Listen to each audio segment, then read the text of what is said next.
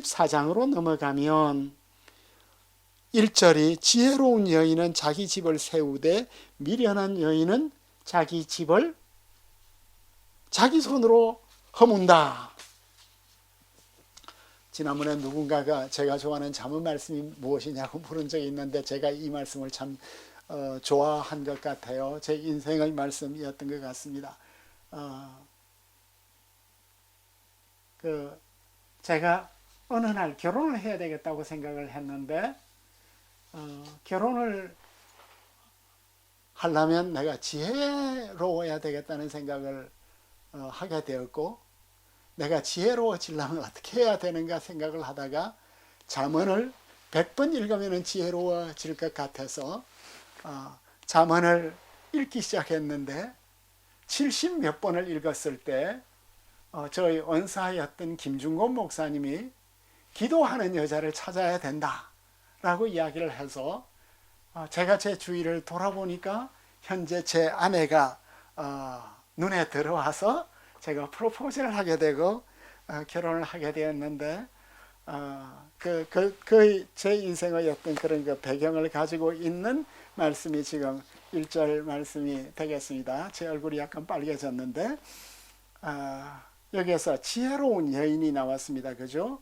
여기에서 지혜로운 여인은 복수형인데 최상급이에요. 그죠? 그러니까 최고로 지혜로운 여자는 그 집을 세워요. 그러니까 집이라는 건 뭐죠? 우리의 가정도 되고 교회도 되고 직장도 되고 나라도 되고 공동체. 그러니까 고대 근동아시아의 신화들, 우가리시든지 메소포타미아의 신화들의 제일 큰 주제는 뭐냐면 어떤 신이 집을 세울 수 있느냐 하는 거거든요. 다윗의 집을 세우잖아요. 그죠? 바알은 언제 내가 집을 지을 수 있는가? 집을 짓는 주제, 우리 인생 최고의 숙제이죠. 그런데 여기에서는 추상적인 지혜가 아니라 피와 살을 가진 여인이 등장하고 있습니다. 이 여인은 지혜로운 여인이 집을 세운다. 가정의 안정이 이 지혜로운 여자의 정서적, 경제적, 영성적 터전 위에 세우는데, 이 표현이 룻에게 적용이 되거든요. 룻에게.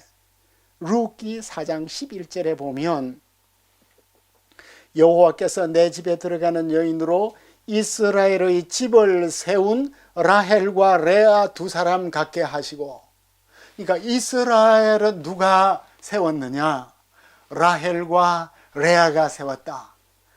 룻이 이스라엘과 다윗의 가문을 세웠다. 지혜로운 여인이 우리의 교회를 세운다. 우리의 공동체를 세운다. 이와 대조적으로 미련한 여자는 자기 손으로 직접 허문다. 못된 성격으로, 무능으로, 게으름으로 스스로 파괴하는 일을 하고 있음을 우리에게 보여주고 있습니다. 집을 세우는 주제와 함께 4절에 소가 없으면 구유가 깨끗하겠다. 소의 힘으로 얻는 것이 많다고 이야기를 하고 있습니다. 제가 좋아하는 말씀 가운데 하나예요. 제가 연구소를 하나 하고 있는데 연구소 하나만 이렇게 움직이는데도 어찌 그리 힘든 일이 많은지 모르겠습니다. 우리의 직업이 참 힘든 일이 다 많죠. 우리가 맡은 일은 무엇이든지 어렵고 힘들고 때로는 참 고통스러운 게 너무 많아요. 그런데 가축을 통해서 지금 집 세우는 이야기를 하고 있거든요. 소가 없으면 구유가 깨끗하다. 이 깨끗하다는 단어가 세 가지 의미를 가지고 있어요. 첫 번째는 깨끗하다. 구유가 깨끗하다. 그러니까 더럽지 않다. 우리는 깨끗하게 지금 살 수 있다. 근데 두 번째로는 텅 비었다. 구유가 텅 비었다. 그러니까 필요 없다. 필요 없는 것이다. 세 번째 의미로 이 깨끗하다는 단어가 곡식을 뜻해요. 그러니까 소가 없으면 곡식이 없다. 곡식이 없으면 우리는 먹을 게 없다. 살림이 안 된다. 그런데 더 놀라운 것은 구유라는 것이 창고를 뜻해요. 그러니까 창고에 곡식이 없다. 여물통이 추수한 곡식을 담는 통이거든요. 예레미야 50장 26절에 너희는 와서 그를 치고 그의 곡간을 열어라. 곡식더미처럼 쌓아 올려라. 곡간. 이거 잠언이 이래서 이제 놀랍고 재밌는 것입니다. 저희 인생 철학이기도 하고, 소가 없으면 구유는 깨끗하겠다. 나는 편히 지낼 수 있겠다. 그렇지만 소가 있어서 우리는 많은 곡식을 창고에 쌓을 수 있다. 그러니까 오늘날 우리의 소들은 다 우리의 일꾼들이겠죠. 그러니까 우리는 우리의 일꾼들을 잘 돌봐야 할 것이고, 우리의 일꾼들이 있으면 여러 가지 잡음도 있고 말도 있고 어렵기도 하지만 우리의 일꾼들을 통하여 우리는 많은 먹거리를 만들 수 있다 하는 제가 좋아하는 말씀입니다. 그 다음에 이제 14장 8절에서 15절로 넘어가면 8절에서 15절로 넘어가면 슬기로운 자의 지혜로 시작을 해서 슬기로운 자는 자기 행동을 삼가한다로 이제 마치고 있죠. 슬기로운. 근데 이제 14장으로 오면 이 보이는 것하고 앞에서도 이제 이런 잠언이 나왔던 것 같은데 보이는 것하고 보이지 않는 것 사이에 이걸 분별을 잘해야 한다. 보이는 것이 전부가 아니다 하는 말씀이 나오는데 8절부터 시작을 하죠. 슬기로운 자의 지혜는 자기의 길을 아는 것이다. 지혜는 뭐냐? 슬기로움은 뭐냐? 그냥 아주 똑똑하다, IQ 좋다, 영리하다, 뭐든지 일을 잘한다, 재주가 많다, 은사가 많다가 아니라 참된 지혜는 자기 길을 아는 것이다. 자기 길을 분별하는 것이다.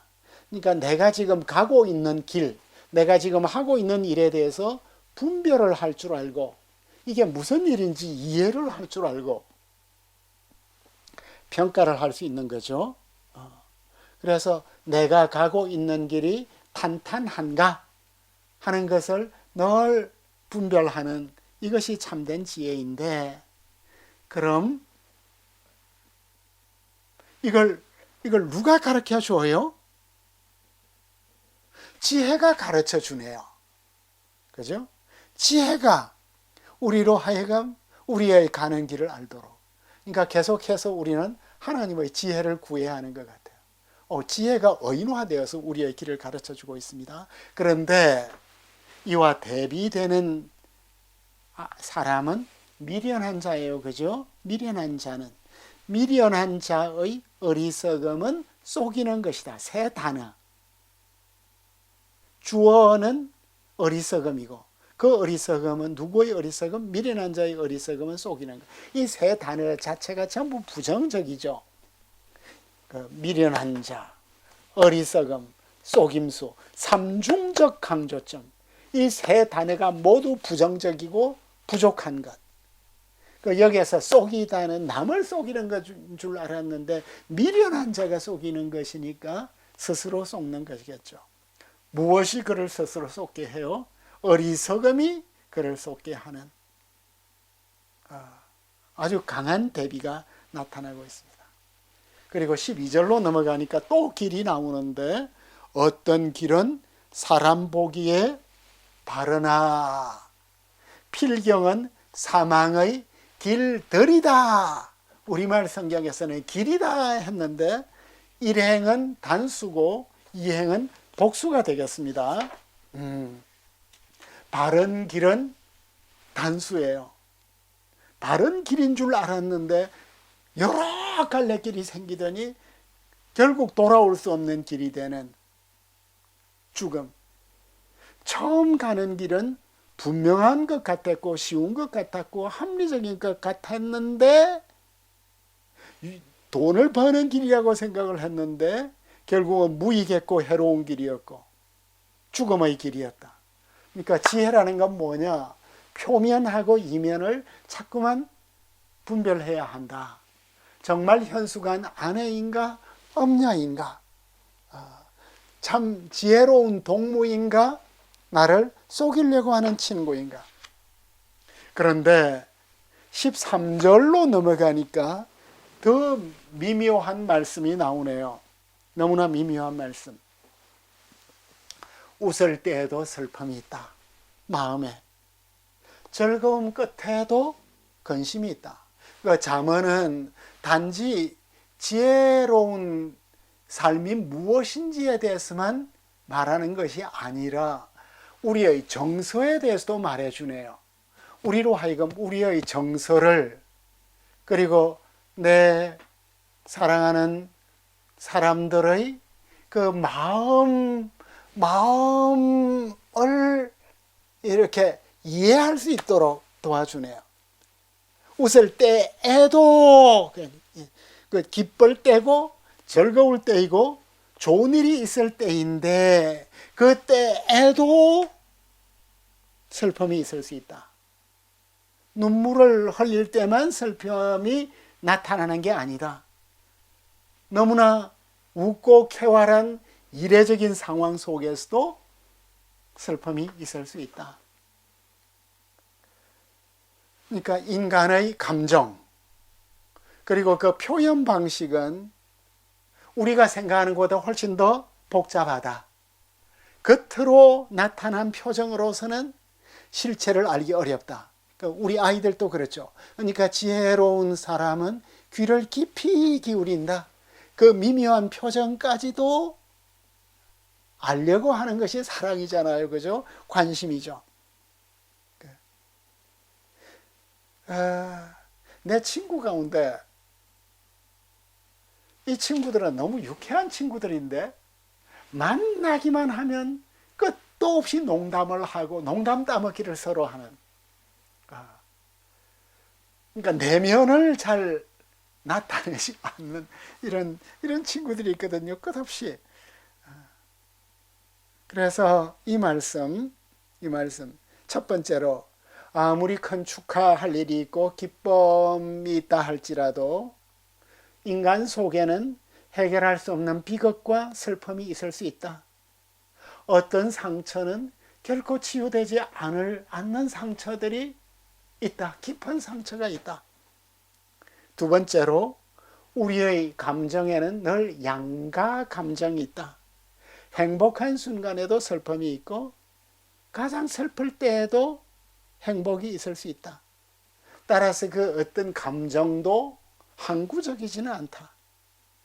정말 어떻게 살고 있는지 분별하기 위해서는 더 세심히 귀를 기울여야 한다. 세 번째로 타인의 마음과 행동은 완전히 이해할 수 없다. 그래서 우리는 참 잘못된 추측을 하기가 쉽다. 함부로 추측하는 걸 유보해야 된다. 네 번째로 이것이 참 중요한 것 같아요. 아무도 내 마음을 읽을 수가 없다. 그럼 어떻게 해야 돼요? 내가 내 마음 문을 열어주고 이야기를 해야 된다. 그죠? 내 이야기를 들어줄 친구가 필요하다. 어떤 친구의 말은 몇 시간 동안 들어주어야 하는 우리의 성도도 있다. 친구도 있다. 그래야 치유가 된다. 내 마음을 열어야 한다. 다섯 번째로 오직 하나님만이 내 마음을 제대로 읽을 수 있다. 그래서 우리는 하나님 앞에 늘 우리의 마음을 열고 하나님과 대화를 나누어야 한다. 하나님과의 우정이 필요하다. 예수님과의 우정이 필요하다. 내 삶의 많은 스토리를 기도 중에 예수님과 함께 나눌 필요가 있다.